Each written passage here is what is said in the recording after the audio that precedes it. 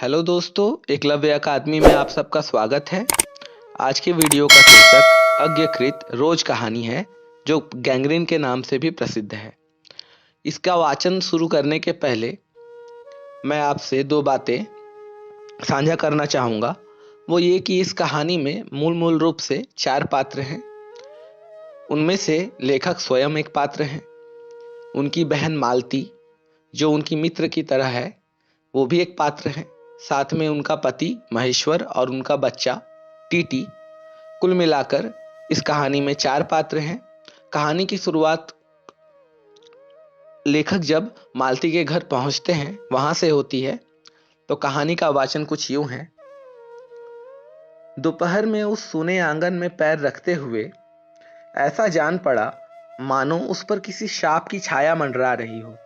उसके वातावरण में कुछ ऐसा अकथ्य, अस्पृश्य, किंतु फिर भी बोझल और प्रकंपमय और घना सा फैल रहा था। मेरी आहट सुनते ही मालती बाहर निकली। मुझे देखकर, पहचान कर उसकी मुरझाई हुई मुखमुद्रा तनिक से मीठे विस्मय से जागी सी और फिर पूर्ववत हो गई। उसने कहा, आ जाओ, और बिना उत्तर की प्रतीक्षा किए भीतर की ओर चली गई। मैं भी उसके पीछे हो लिया। भीतर पहुंचकर मैंने पूछा, वे यहां नहीं हैं? मालती ने कहा, अभी आए नहीं हैं, दफ्तर में हैं, थोड़ी देर में आ जाएंगे। कोई 1:30-2 बजे आया करते हैं।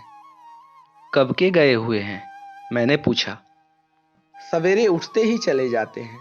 मैं हूं कर पूछने को हुआ, और तुम इतनी देर क्या करती हो? फिर सोचा, आते ही एकाएक प्रश्न ठीक नहीं है। मैं कमरे के चारों ओर देखने लगा।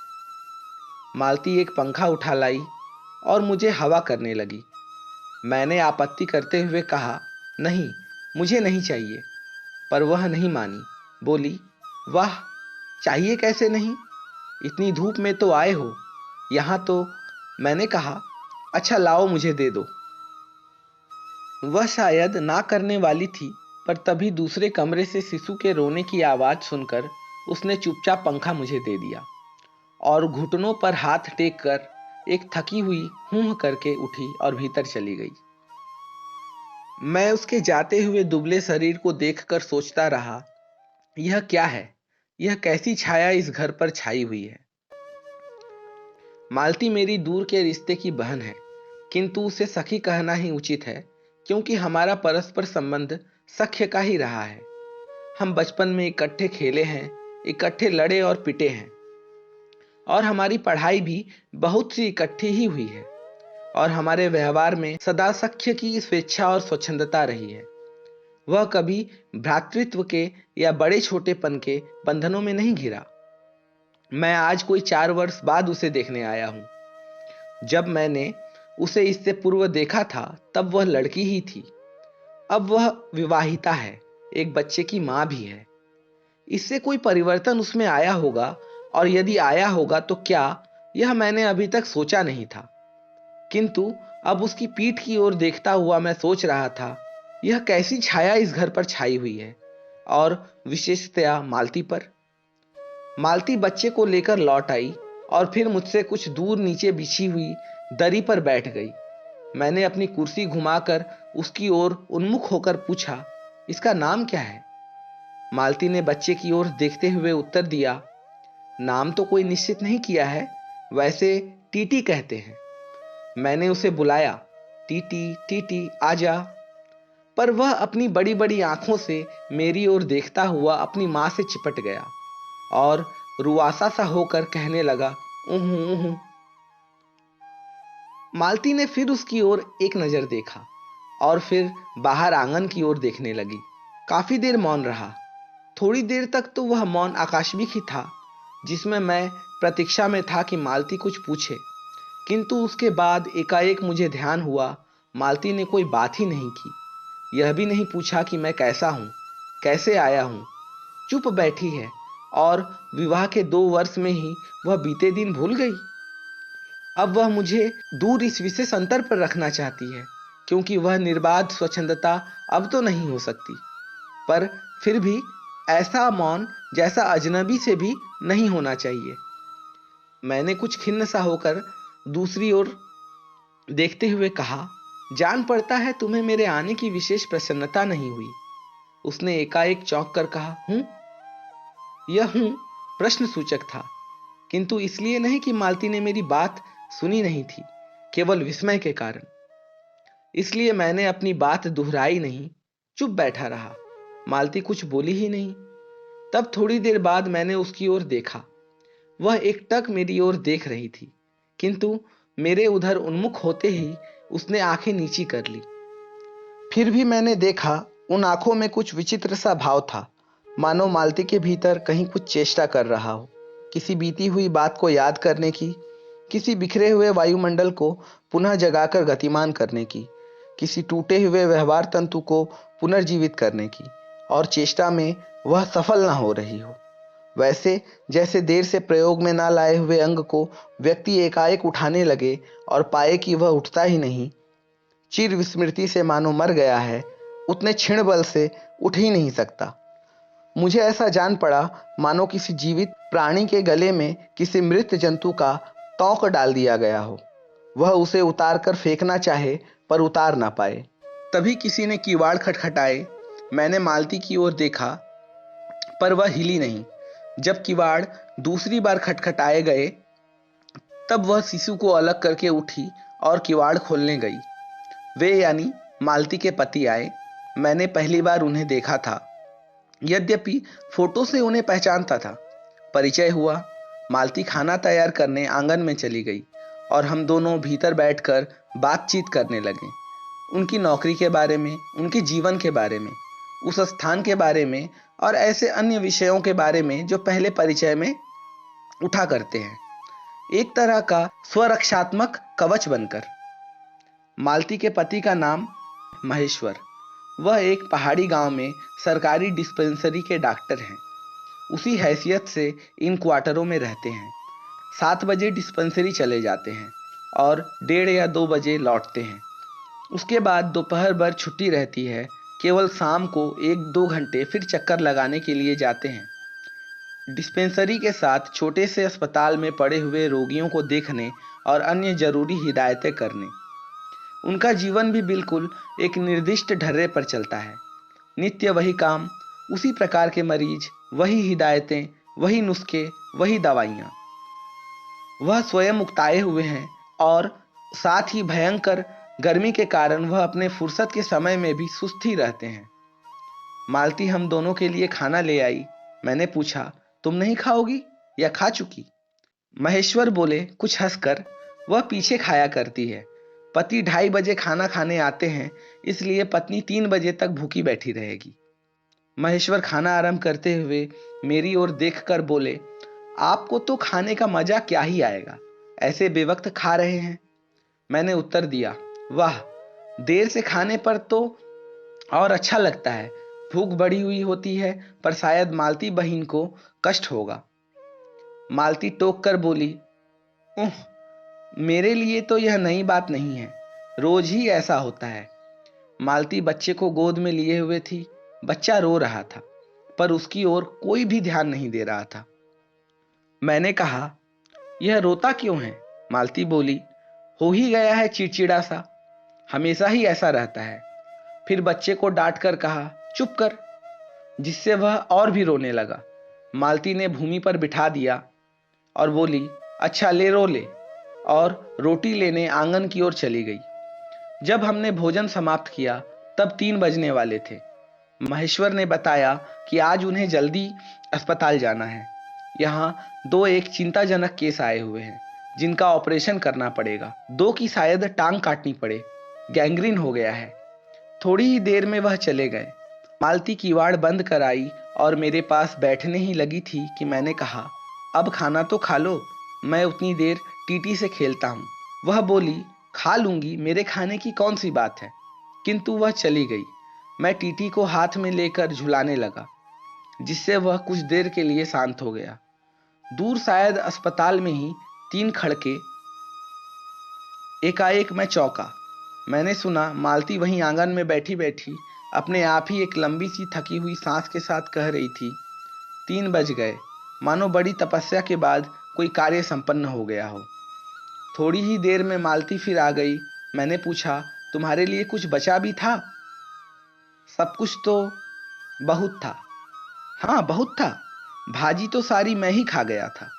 वहां बचा कुछ होगा नहीं। यूं ही रौब न जमाओ कि बहुत था, मैंने हंसकर कहा। मालती मानो किसी और विषय की बात कहती हुई बोली, यहाँ सब्जी वब्जी तो कुछ होती ही नहीं। कोई आता जाता है तो नीचे से मंगा लेते हैं। मुझे आए 15 दिन हुए हैं। जो सब्जी साथ लाए थे वही अभी बरती जा रही है। मैंने पूछा, नौकर कोई नहीं है? कोई ठीक मिला नहीं, शायद 1-2 दिन में हो जाए। बर्तन भी तुम ही मांजती हो? मैंने पूछा। और कौन? कहकर मालती क्षण भर आंगन में जाकर लौट आई। मैंने पूछा, कहाँ गई थी? आज पानी ही नहीं है, बर्तन कैसे मजेंगे? मालती ने कहा। क्यों, पानी को क्या हुआ? मैंने पूछा। मालती ने कहा, रोज ही होता है, कभी वक्त पर तो आता नहीं। आज शाम को 7 बजे आएगा, तब बर्तन मजेंगे। चलो, तुम्हें 7 बजे तक छुट्टी हुई। कहते हुए मैं मन ही मन सोचने लगा, अब इसे रात को 11 बजे तक काम करना पड़ेगा। छुट्टी क्या खाक हुई? यही उसने कहा। मेरे पास कोई उत्तर नहीं था, पर मेरी सहायता टीटी ने की। एकाएक फिर रोने लगा और मालती के पास जाने की चेष्टा करने लगा। मैंने उसे दे दिया। फिर मौन रहा। मैंने जेब से अपनी नोटबुक निकाली और पिछले दिनों के लिखे हुए नोट देखने लगा। तब मालती को याद आया कि उसने मेरे आने का कारण तो पूछा नहीं, और फिर बोली, यहाँ आए कैसे? अच्छा, अब याद आया है, तुम्हें मिलने आया था, और क्या करने। तो 2-1 दिन रहोगे ना? मालती ने कहा। नहीं, कल चला जाऊंगा, जरूरी जाना है, मैंने कहा। मालती कुछ नहीं बोली, कुछ खिन्न सी हो गई। फिर मैं नोटबुक की तरफ देखने लगा। थोड़ी देर बाद मुझे भी ध्यान हुआ, मैं आया तो हूं मालती से मिलने, किंतु यहाँ वह बात करने को बैठी है और मैं पढ़ रहा हूं। पर बात भी क्या की जाए। मुझे ऐसा लग रहा था कि मानो इस घर पर जो छाया घिरी हुई है वह अज्ञात रहकर भी मुझे वश में कर रही है। मैं भी वैसा ही नीरस और निर्जीव सा हो रहा हूं, जैसे, हाँ, जैसे यह घर, जैसे मालती। मैंने पूछा, तुम कुछ पढ़ती लिखती नहीं? मैं चारों ओर देखने लगा कि कहीं किताबें दिख पड़े। यहाँ, कहकर मालती थोड़ा हंस दी। वह हंसी कह रही थी, यहाँ पढ़ने को है क्या? मैंने कहा, अच्छा, मैं वापस जाकर जरूर कुछ पुस्तकें भेजूंगा। और वार्तालाप फिर समाप्त हो गया। थोड़ी देर बाद मालती ने फिर पूछा, आए कैसे हो? लारी में? मैंने कहा, पैदल। इतनी दूर? बड़ी हिम्मत की, मालती ने कहा। आखिर तुमसे मिलने आया हूं, मैंने कहा। ऐसे ही आए हो? मालती ने पूछा। नहीं, कूली पीछे आ रहा है सामान लेकर। मैंने सोचा बिस्तरा ले ही चलूं। अच्छा किया, यहां तो बस, कहकर मालती चुप रह गई। फिर बोली, तब तुम बहुत थक गए होगे, लेट जाओ। मैंने कहा, नहीं, बिल्कुल नहीं थका। रहने भी दो, थके नहीं, मालती ने कहा। और तुम क्या करोगी? मैंने पूछा। मैं बर्तन माज रखती हूं, पानी आएगा तब धुल जाएंगे, मैंने कहा। वाह, क्योंकि और कोई बात मुझे सूझी नहीं। थोड़ी देर में मालती उठी और चली गई, टीटी को साथ लेकर। थोड़ी देर में मालती उठी और थोड़ी देर में मालती उठी और चली गई, टीटी को साथ लेकर। तब मैं भी लेट गया और छत की ओर देखने लगा। मेरे विचारों के साथ आंगन से आती हुई बर्तन के घिसने की खनखन ध्वनि मिलकर एक विचित्र एक स्वर उत्पन्न करने लगी, जिसके कारण मेरे अंग अंग धीरे धीरे ढीले पड़ने लगे। मैं ऊँघने लगा। एकाएक वह स्वर टूट गया, मौन हो गया। इससे मेरी तंद्रा भी टूटी। मैं उस मौन में सुनने लगा। 4 खड़क रहे थे और इसी का पहला घंटा सुनकर मालती रुक गई थी। वही 3 बजे वाली बात मैंने फिर देखी, अब की बार उग्र रूप में। मैंने सुना मालती एक बिल्कुल अनैच्छिक, अनुभूतिहीन, नीरस, यंत्रवत, वह भी थके हुए यंत्र के से स्वर में कह रही है, 4 बज गए। मानो इस अनैच्छिक समय को गिनने में ही उसका मशीन तुल्य जीवन बीतता हो। वैसे ही जैसे मोटर का स्पीडोमीटर यंत्रवत फासला नापता जाता है और यंत्रवत विश्रांत स्वर में कहता है कि मैंने अपने अमित शून्य पथ का इतना अंश तय कर लिया है, न जाने कब और कैसे मुझे नींद आ गई। तब 6 कभी के बज चुके थे जब किसी के आने की आहट से मेरी नींद खुली और मैंने देखा कि महेश्वर लौट आए हैं और उनके साथ ही बिस्तर लिए हुए मेरा कूली। मैं मुंह धोने को पानी मांगने को ही था कि मुझे याद आया पानी नहीं होगा। मैंने हाथों से मुंह पोंछते हुए महेश्वर से पूछा, आपने बड़ी देर कर दी? उन्होंने किंचित ग्लानि भरे स्वर में कहा, हाँ, आज वह गैंग्रीन का ऑपरेशन करना ही पड़ा। एक कर आया हूं, दूसरे को एम्बुलेंस में बड़े अस्पताल भिजवा दिया है। मैंने पूछा, गैंग्रीन कैसे हो गया? एक कांटा चुभा था, उसी से हो गया। बड़े लापरवाह लोग होते हैं यहाँ के, महेश्वर ने कहा। मैंने पूछा, यहाँ आपको केस अच्छे मिल जाते हैं? आय के लिहाज से नहीं, डॉक्टरी के अभ्यास के लिए। बोले, हाँ, मिल ही जाते हैं। यही गैंग्रीन हर दूसरे चौथे दिन एक केस आ ही जाता है, नीचे बड़े अस्पतालों में भी। मालती आंगन से ही सुन रही थी, अब आ गई। बोली, हाँ, केस बनाते देर क्या लगती है? कांटा चुभा था, इस पर टांग काटनी पड़े, यह भी कोई डॉक्टरी है? हर दूसरे दिन किसी की टांग, किसी की बाह काट आते हैं। इसी का नाम है अच्छा अभ्यास। महेश्वर हंसे, बोले, न काटे तो उसकी जान गंवाएं। मालती ने कहा, हाँ, पहले तो दुनिया में कांटे ही नहीं होते होंगे। आज तक तो सुना ही नहीं था कि कांटों के चुभने से मर जाते हैं। महेश्वर ने उत्तर नहीं दिया, मुस्कुरा दिए।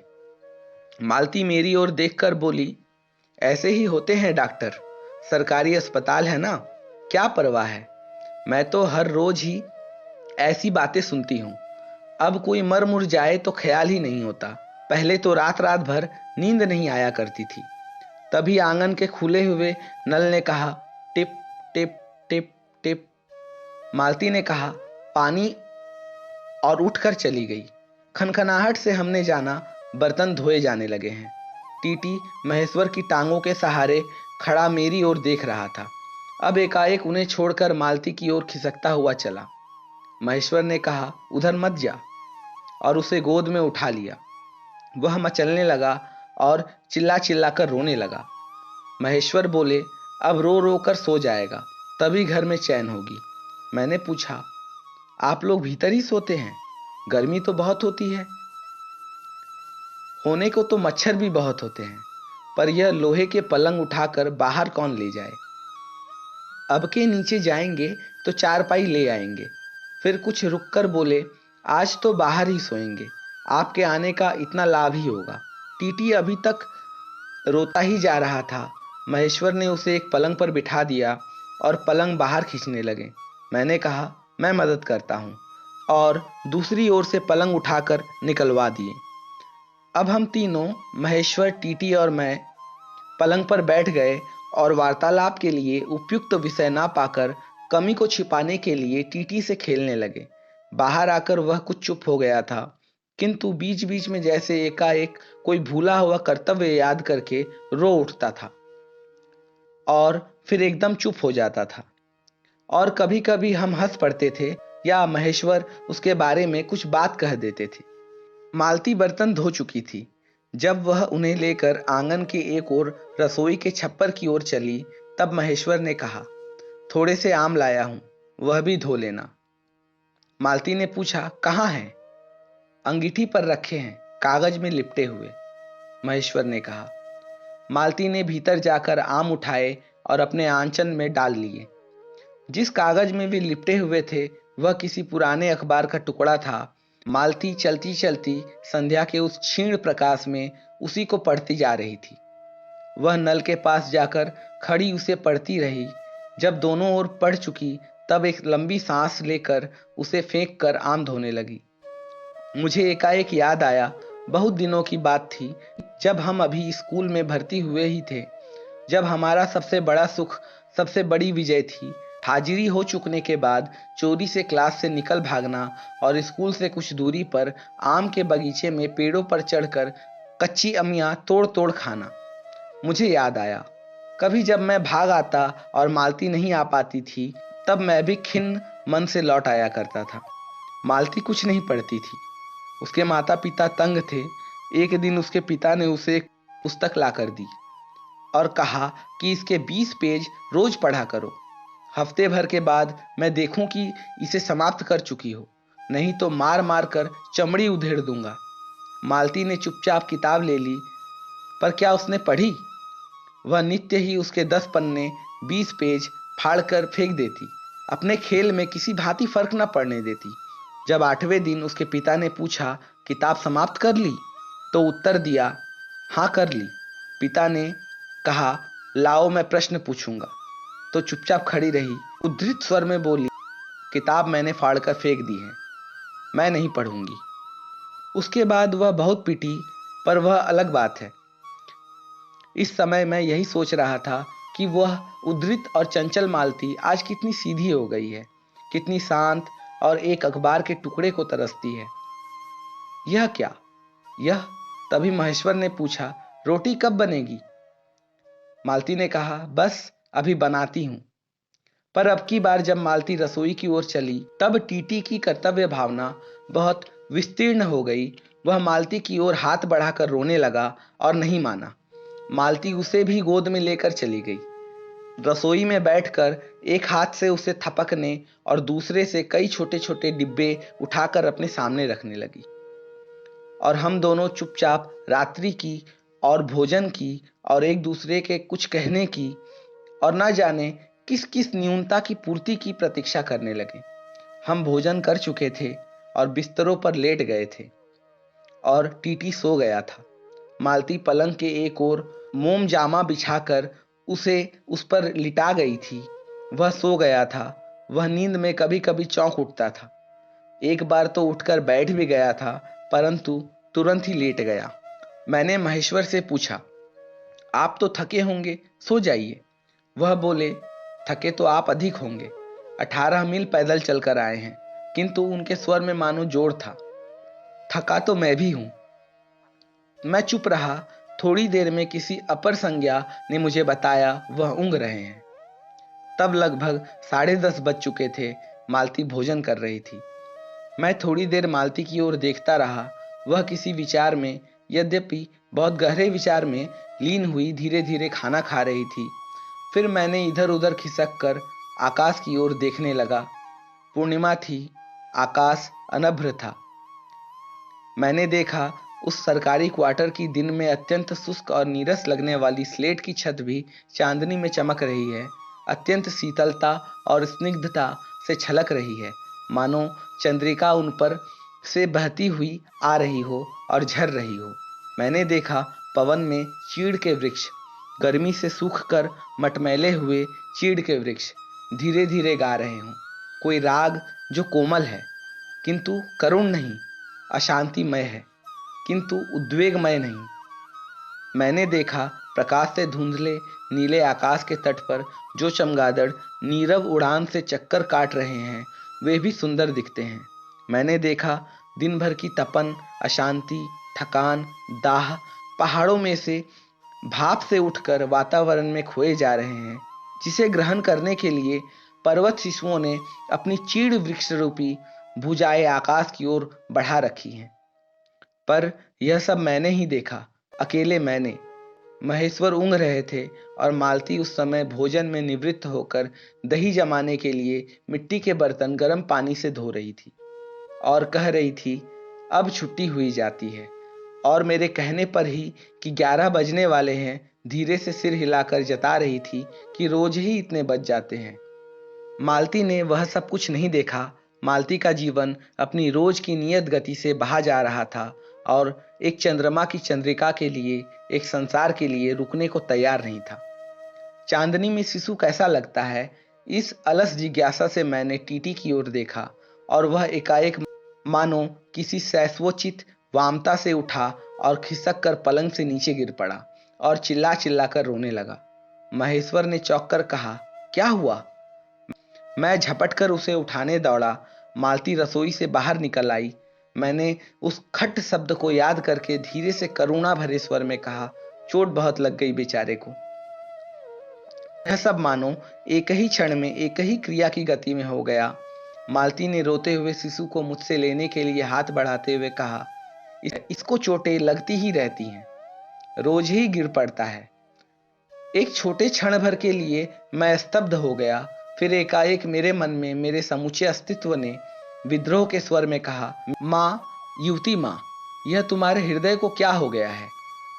एकमात्र बच्चे के गिरने पर ऐसी बातें कह सकती हो, और यह अभी, जब तुम्हारा सारा जीवन तुम्हारे आगे है। और तब एकाएक मैंने जाना कि वह भावना मिथ्या नहीं है। मैंने देखा कि सचमुच उस कुटुंब में कोई गहरी भयंकर छाया घर कर गई है। उनके जीवन के इस पहले ही यौवन में घून की तरह लग गई है। उसका इतना अभिन्न अंग हो गई है कि वह उसे पहचानते ही नहीं, उसी की परिधि में घिरे हुए चले जा रहे हैं। इतना ही नहीं, मैंने उस छाया को देख भी लिया। इतने देर में पूर्ववत शांति हो गई। महेश्वर फिर लेट कर ऊँघ रहे थे। टीटी मालती के लेटे हुए शरीर से चिपट कर चुप हो गया था। यद्यपि कभी एकाध सिसकी उसके छोटे से शरीर को हिला देती थी। मैं भी अनुभव करने लगा था कि बिस्तर अच्छा सा लग रहा है। मालती चुपचाप ऊपर आकाश में देख रही है, किंतु क्या चंद्रिका को या तारों को। तभी 11 का घंटा बजा। मैंने अपनी भारी हो रही पलकें उठाकर अकस्मात किसी अस्पष्ट प्रतीक्षा से मालती की ओर देखा।